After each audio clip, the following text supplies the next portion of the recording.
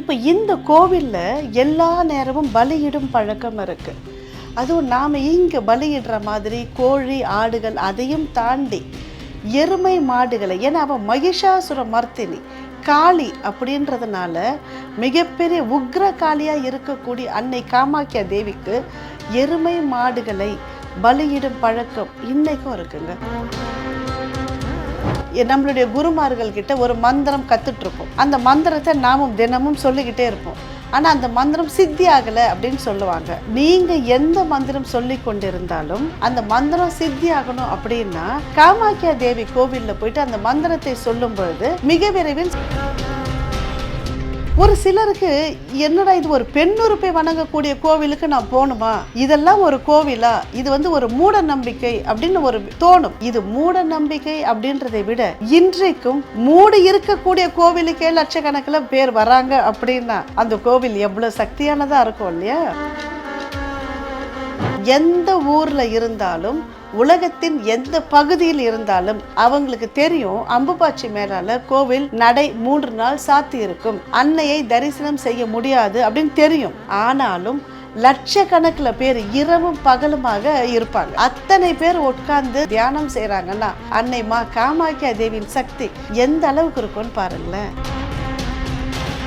கர்ப்பப்பை சார்ந்த பிரச்சனைகளை தீர்க்கக்கூடிய தேவியாக அன்னை காமாக்கியா இருக்காங்க.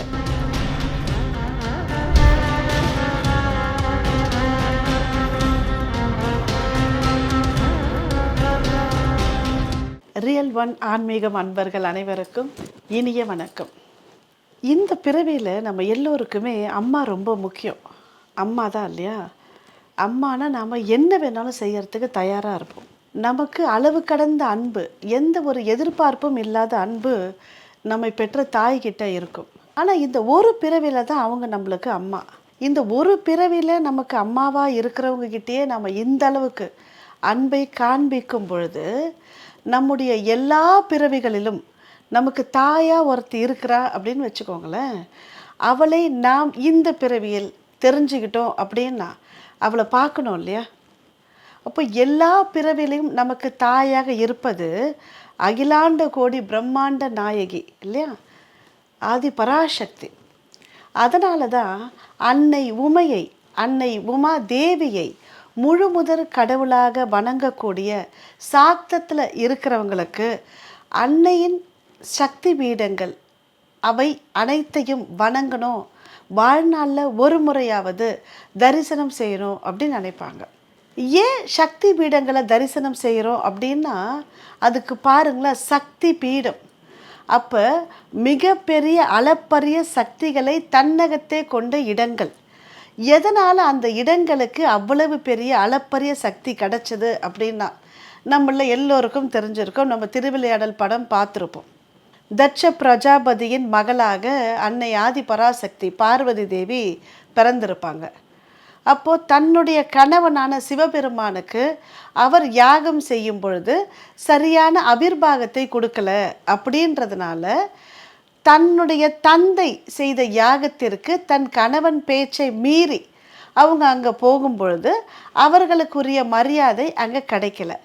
அதனால் அவங்க அந்த யாக குண்டத்திலேயே உயிர் நீத்துட்டாங்க அப்படின்னு நம்மளுக்கு திருவிளையாடல் சொல்லியிருக்கோம்.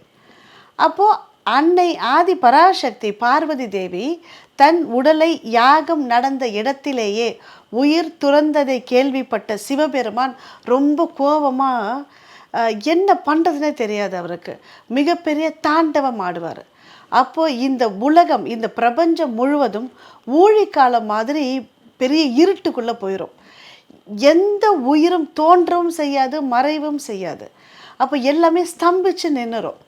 இறைவனுடைய அந்த கோர தாண்டவம் இதை தடுப்பதற்கு வழி தெரியாமல் அவர் தன்னுடைய மனைவியின் உடலை தன்னுடைய தோளில் போட்டு ஆடிக்கொண்டிருக்கிற தாண்டவத்தை நிறுத்துறதுக்காக விஷ்ணு பகவான் தன்னுடைய சுதர்சனம் சக்கரம் மூலமாக அன்னை பார்வதி தேவியின் உடலை பல கூறுகளாக பிரிச்சிட்டாரு அப்படின்னு சொல்லுவாங்க. இது ஒரு புராணம் சொல்லுது, தேவி பாகவதமும் இதை சொல்லுது. அன்னை பார்வதி தேவியின் உடல் பகுதிகள் விழுந்த இடங்கள் எல்லாமே சக்தி பீடங்களாக இப்போ இங்கே இருக்குது. பாருங்களேன், ஒரு நாம் ஒரு அன்னையை பிரதிஷ்டை செய்து ஒரு இடத்துல அவர்களுக்கு உயிர் கொடுத்து வைக்கும் பொழுதே மிகப்பெரிய சக்தி வந்துடும் அந்த இடத்திற்கு இல்லையா. ஆனால் அன்னை பார்வதி தேவியின் உடலே விழுந்திருக்கு அப்படின்னா அந்த இடத்திற்கு எவ்வளவு பெரிய சக்திகள் இருக்கும். எத்தனை யுகம் யுகமாக இந்த சக்திகள் அப்படியே இருந்துட்டுருக்கு. எத்தனை சக்தி பீடங்கள் அப்படின்னா தேவி பாகவதம் தேவி மகாத்மியம்லாம் 108 சக்தி பீடங்கள் அப்படின்னு சொல்லும், இல்லை 101 சக்தி பீடங்கள் அப்படின்னு சொல்லுவாங்க. இருந்தாலும் எல்லாராலும் ஒருமித்தே ஒத்துக்கக்கூடியது 51 சக்தி பீடங்கள். இப்போ இந்த உலகம் முழுக்க 51 சக்தி பீடங்கள் இருக்குது. இந்தியாவில் இருக்குது, ஸ்ரீலங்காவில் இருக்குது, பாகிஸ்தானில் இருக்குது அப்படின்னு சொல்கிறாங்க. இந்த எல்லா சக்தி பீடங்களையும் நம்மளால் தரிசனம் செய்ய முடியுதோ இல்லையோ, ஆனால் ஒரே ஒரு சக்தி பீடத்தை நிச்சயமாக இந்த மனித பிறவியில் இருப்பவர்கள் தரிசனம் செஞ்சே ஆகணும்னு நம்மளுடைய புராணம் சொல்லுதுங்க. அது என்ன சக்தி பீடம் அப்படின்னா, நாம் இந்த உயிர் இந்த உடல் நமக்கு கொடுத்தது நம்மளுடைய தாயும் தந்தையும் இல்லையா.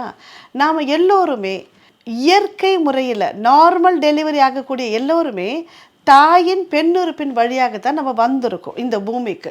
அப்போ இந்த பெண்ணுறுப்பு அப்படின்றது இன்னொரு உயிரை படைப்பதற்கு உதவக்கூடிய ஒரு உடம்பின் ஒரு பாகம், உடம்பின் ஒரு அங்கம். அன்னை பார்வதி தேவி உடல்களில் 51 பிரியும் பொழுது அன்னை பார்வதி தேவியின் யோனி பாகம் விழுந்த இடம் அதுதான் இன்னைக்கு அஸ்ஸாம் கவுஹாத்தியில் இருக்கக்கூடிய மா காமாக்கியா தேவி கோவில். எவ்வளவு சக்தி இருக்கும் பாருங்களேன். அதனால தான் இந்த கோவிலுக்கு வருஷத்தில் 365 நாளும் கூட்டம், எப்போ போனாலும் கூட்டம் இருக்குது அப்படின்னா மா காமாக்கியா கோவில் தாங்க. உங்கள் பிசினஸ் இன்னும் அதிக மக்களை சென்றடைய வேண்டுமா? இன்றைய டிஜிட்டல் உலகில் சரியான ப்ரமோஷன் தான் வெற்றியின் முதல் படி. தமிழகம் முழுவதும் பல லட்சக்கணக்கான பார்வையாளர்களை தினமும் சென்றடையும் ரியல் ஒன் யூடியூப் சேனல்களில் உங்கள் பிசினஸ் இனி எல்லோரும் அறியட்டும். குறைந்த செலவில் அதிக ரீச். உங்கள் பிராண்டுக்கு நம்பிக்கையும் வளர்ச்சியும் சேர்க்க இன்றைய எங்களை தொடர்பு கொள்ளுங்கள். 9280087164. அப்போது எனர்ஜி சென்டர் அப்படின்னு சொல்கிறாங்க. இந்த உலகத்தில் மாந்திரிகம் பண்ணுறவங்களா இருக்கலாம், தாந்திரிகம் பண்ணுறவங்களா இருக்கலாம், யாராக இருந்தாலும் இந்த கோவிலுக்கு ஒரு முறையாவது போயிட்டு வந்தவங்களாக தான் இருப்பாங்க. இந்த கோவிலில் இருக்கக்கூடிய அளப்பரிய சக்தியை அங்கே போய் நின்னாலே நம்மளால் உணர முடியும். இப்போ இந்த கோவிலில் எல்லா நேரமும் பலியிடும் பழக்கம் இருக்குது. அதுவும் நாம் இங்கே பலியிடுற மாதிரி கோழி ஆடுகள் அதையும் தாண்டி எருமை மாடுகளை, ஏன்னா அவன் மகிஷாசுர மர்த்தினி காளி அப்படின்றதுனால மிகப்பெரிய உக்ர காளியாக இருக்கக்கூடிய அன்னை காமாக்கியா தேவிக்கு எருமை மாடுகளை பலியிடும் பழக்கம் இன்றைக்கும் இருக்குங்க. தினமும் பலியிடுதல் பழக்கம் உண்டு. அப்போ எவ்வளவு உக்ரமான ஒரு தேவி இல்லையா மா காமாக்கியா. காமம் இல்லையா, காமம்னாலே நம்மளுடைய விருப்பம். நம்முடைய விருப்பம் எதுவாக இருந்தாலும் அவள் நிறைவேற்றி தருவாள் அப்படின்னு நம்பப்படுது. அப்போ கேட்குறது நாம் தான் செலக்ட் பண்ணணும், நம்மளுக்கு என்ன வேணும்னு சொல்லிட்டு. இது சரியா தவறா, உன்னுடைய சக்திக்கு மீறி நீ கேட்குற, தகுதிக்கு மீறி கேட்குற அப்படின்லாம் காமாக்கியே பார்க்க மாட்டாங்க. கேட்டதே கேட்டவாறு கொடுப்பவள் அப்படின்றதுனால நாம் தான் என்ன கேட்கணுன்றதை முடிவு செய்து கேட்கணும் அன்னை காமாக்கியா தேவி கிட்ட. இப்போ இந்த காமாக்கியா தேவியை பற்றி நிறைய வரலாறுகளும் உண்டு, புனையப்பட்ட கதைகளும் நிறைய உண்டு. நிறைய பேர் காமாக்கியா கோவிலுக்கு போகாமலே நிறைய விஷயங்களை பேசுகிறாங்க. முதல்ல ஒரு முறை தரிசனம் செஞ்சுட்டு வந்தோம் அப்படின்னாலே நமக்கு ஒரு புரிதல் ஏற்படும். எதனால் இதை சொல்கிறோம் அப்படின்னா, இங்கே உருவம் இருக்காது. இப்போ ஒரு யூடியூப்லலாம் பார்த்தீங்கன்னா ஒரு ட்ரெண்டாக ஒரு வீடியோ வந்துச்சு. வருடத்தில் ஒரு முறை மட்டுமே நடக்கக்கூடிய தீப அலங்காரம் மா காமாக்கியா தேவிக்கு அப்படின்னு சொல்லியிருந்தது. அந்த வீடியோவோ லட்சக்கணக்கில் பார்த்து ட்ரெண்டிங்கில் இருக்குது. ஆனால் அது அந்த கோவில் இல்லைங்க. அன்னை காமாக்கியா தேவி கோவிலில் உருவ வழிபாடு கிடையாது, உருவமே இல்லை. அங்கே ஒரு பெரிய ஒரு பாறை மாதிரி ஒரு கல் மாதிரி இருக்கும், அதுதான். அதில் யோனியின் வடிவத்தில் இருக்கும். இதெல்லாம் இயற்கையாக வந்தது, இயற்கையாக நடக்கக்கூடிய ஒரு விஷயங்கள். தீபத்தின் ஒளியில் மட்டுமே நாம் பார்க்க முடியும். அப்போது உருவமே இல்லாத அன்னை தேவிக்கு மிகப்பெரிய அளவில் அலங்காரம் எப்படி இருக்கும் இல்லையா? அதை விட மிகப்பெரிய விஷயம், அன்னை காமாக்கியா கோவிலுக்கு போகணும் அப்படின்னால எல்லோருக்கும் ஒரு பயம். எதனால் ஒரு பயம்னா, இல்லை நிறைய பேர் மந்திரம் செய்கிறவங்களாம் அங்கே தான் வராங்க, மாந்திரிகர்கள் இருக்கிறாங்க, தாந்திரிகர்கள் இருக்கிறாங்க அப்படின்னா எல்லா கோவிலும் நல்லதும் இருக்கும், கெட்டதும் இருக்கும். நமக்கு என்ன தேவையோ நாம் அதை எடுத்துக்கணும். மந்திரம் செய்கிறவர்களுக்கான சக்தியையும் இந்த மந்திரங்கள் சித்தி பெறுவதற்கான வாய்ப்புகளையும் அள்ளி வழங்குறவங்க தான் காமாக்கியா தேவி. நம்மளில் நிறைய பேர் பாருங்களேன், நம்மளுடைய குருமார்கள் கிட்ட ஒரு மந்திரம் கற்றுட்ருப்போம். அந்த மந்திரத்தை நாமும் தினமும் சொல்லிக்கிட்டே இருப்போம். ஆனால் அந்த மந்திரம் சித்தி ஆகலை அப்படின்னு சொல்லுவாங்க. நீங்கள் எந்த மந்திரம் சொல்லி கொண்டிருந்தாலும் அந்த மந்திரம் சித்தி ஆகணும் அப்படின்னா காமாக்கியா தேவி கோவிலில் போயிட்டு அந்த மந்திரத்தை சொல்லும் பொழுது மிக விரைவில் சித்தி அடையும் அப்படின்றது ஒரு நம்பிக்கை. அதனால தான் உலகம் முழுக்க இருந்து உண்மையான ஆன்மீகத்தை தேடுபவர்கள் இந்த கோவிலுக்கு காமாக்கியா கோவிலுக்கு வராங்க. ஒரு சிலருக்கு என்னடா இது ஒரு பெண்ணுறுப்பை வணங்கக்கூடிய கோவிலுக்கு நான் போகணுமா, இதெல்லாம் ஒரு கோவிலா, இது ஒரு மூட நம்பிக்கை அப்படின்னு ஒரு தோணும். இது மூட நம்பிக்கை அப்படின்றதை விட இன்றைக்கும் மூடி இருக்கக்கூடிய கோவிலுக்கே லட்சக்கணக்கில் பேர் வராங்க அப்படின்னா அந்த கோவில் எவ்வளோ சக்தியானதாக இருக்கும் இல்லையா? எப்படி பெண்களுக்கு மாதத்திற்கு ஒரு முறை மாதவிடாய் வருகிறதோ அதே போல அன்னை காமாக்கியா தேவிக்கும் வருடத்தில் ஒரு முறை 3 நாட்கள் மாதவிடாய் வரும். அது மிகப்பெரிய கொண்டாட்டம். கேட்குறதுக்கே நம்மளுக்கு ஆச்சரியமாக இருக்கும். என்னங்க யோனியை வணங்குறாங்களா, பெண்ணுறுப்பை வணங்கக்கூடிய ஒரு கோவில்லாம் இந்த இந்தியாவில் இருக்குதா அப்படின்னா பல யுகங்களாக இருந்துட்டுருக்குங்க. இது இந்திரன் வழிபட்ட ஸ்தலம், நரகாசுரன் கட்டிய கோவில், நிறைய கதைகள் இருக்குது. ஆனாலும் பாருங்களேன், ஜூன் மாதத்தில் அம்புபாச்சி மேளா அப்படின்னு ஒரு விழா நடக்கும். இந்த அம்புபாச்சி மேளா அப்படின்னு சொன்னாலே அன்னை காமாக்கியா தேவிற்கு மாதவிடாய் நேரம் அப்படின்னு அர்த்தம். அந்த நேரத்தில் கோவில் சாத்தி இருக்கும். எந்த ஊரில் இருந்தாலும் உலகத்தின் எந்த பகுதியில் இருந்தாலும் அவங்களுக்கு தெரியும் அம்புபாச்சி மேலால் கோவில் நடை 3 நாள் சாத்தி இருக்கும், அன்னையை தரிசனம் செய்ய முடியாது அப்படின்னு தெரியும். ஆனாலும் லட்சக்கணக்கில் பேர் இரவும் பகலுமாக இருப்பாங்க. லட்சம்னா ஒரு 25 லட்சம் பேர், 35 லட்சம் பேர் மிக எளிமையாக வந்து செல்லக்கூடிய ஒரு கோவில். இந்த கோவிலில் மூடி இருக்கிற கோவிலுக்கு முன்னாலேயே அத்தனை பேர் உட்கார்ந்து தவம் செய்கிறாங்க, தியானம் செய்கிறாங்கன்னா அன்னை ஆதிபரா சக்தி, அன்னை காமாக்கியா தேவியின் சக்தி எந்த அளவுக்கு இருக்குன்னு பாருங்களேன்.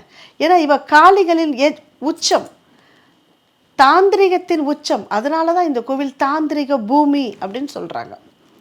அதை விட இந்த கோவில் எங்கே இருக்குது, இவ்வளவு நம்ம சொல்லும்போது இந்த கோவில் எங்கே இருக்குன்னு சொல்லணும் இல்லையா? அஸ்ஸாம் மாநிலத்தில் கவுஹாத்தி அப்படின்ற ஒரு இடத்துல இருக்குது. நம்ம சென்னையிலேருந்து போகிறவங்களுக்கு விமானம் மூலமாக சென்னையிலேருந்து கவுஹாத்தி விமானம் மூலமாக போயிடலாம். விமான நிலையத்தில் இருந்து நீங்கள் ஒரு கார் வச்சிங்க அப்படின்னா கூட ஒரு 20-30 நிமிஷத்தில் இந்த கோவிலை அடைய முடியும். நீல பர்வத மலை அப்படின்னு சொல்லுவாங்க. ஏன்னா மலை மேல் இருக்கக்கூடிய சக்தி தேவி இவங்க. இந்த மலை மேல், நீல பர்வத மலை மேல் இருக்கக்கூடிய அன்னை காமாக்கியா தேவியை வாழ்வில் ஒரு முறை வணங்குறோன்னு வச்சுக்கோங்களேன், நம்மிடம் ஆன்மீகத்தில் நாம் எந்த இடத்தில் இருக்கிறோமோ அங்கேருந்து ஒரு சில படிகள் முன்னேறுவதற்கான வாய்ப்பு அதிகம். இன்னொன்று, இப்போ நிறைய பெண்களுக்கு பிரச்சனை என்னன்னா, கர்ப்பப்பை சார்ந்த நோய்கள், இல்லை கர்ப்பப்பையை எடுக்கணும்னு சொல்லிட்டாங்க, கர்ப்பப்பை பிரச்சனை வருது அப்படிலாம் சொல்கிறாங்க இல்லையா? இந்த கர்ப்பப்பை சார்ந்த பிரச்சனைகளை தீர்க்கக்கூடிய தேவியாக அன்னை காமாக்கியா இருக்காங்க. அது பிசிஓடி பிரச்சனை இருக்கலாம், நீர்க்கட்டி பிரச்சனை அப்படின்லாம் சொல்கிறாங்க, இல்லை குழந்தை பிறப்பு தள்ளி போகுது அப்படின்னா இந்த தேவி அன்னை காமாக்கியா தேவி பெண்களுக்கு ஏற்படக்கூடிய எல்லா பிரச்சனைகளையும், குறிப்பாக கர்ப்பப்பை சார்ந்த பிரச்சனைகளை சரிப்படுத்துவாங்க, சரிப்படுத்திக்கிட்டு இருக்கிறாங்க அப்படின்ற ஒரு நம்பிக்கை இருக்கிறதுனால யாருக்கெல்லாம் இந்த பிரச்சனை இருக்கோ வாழ்வில் ஒரு முறையாவது அன்னையை தரிசனம் செய்யுங்க. எல்லாம் சரி, நீங்கள் போகணும் அப்படின்னு நினச்சிங்கன்னா நாங்கள் பரம்பரா பொக்கிஷம் வருடத்திற்கு ஒரு முறை காமாக்கியா தேவிக்கு கூட்டு போகிறோம். மே மாதம் 6 நாள் பயணமாக எல்லா ஏற்பாடுகளையும் தங்கும் வசதியுடன் நாங்களே பார்த்துக்கிறோம். விருப்பம் இருந்தால் எங்களை தொடர்பு கொள்ளலாம். ஏன்னா இவள் அன்னை ஆதி பராசக்தி குறிப்பாக 4 இடங்களை சாக்தத்தில் சொல்லுவாங்க.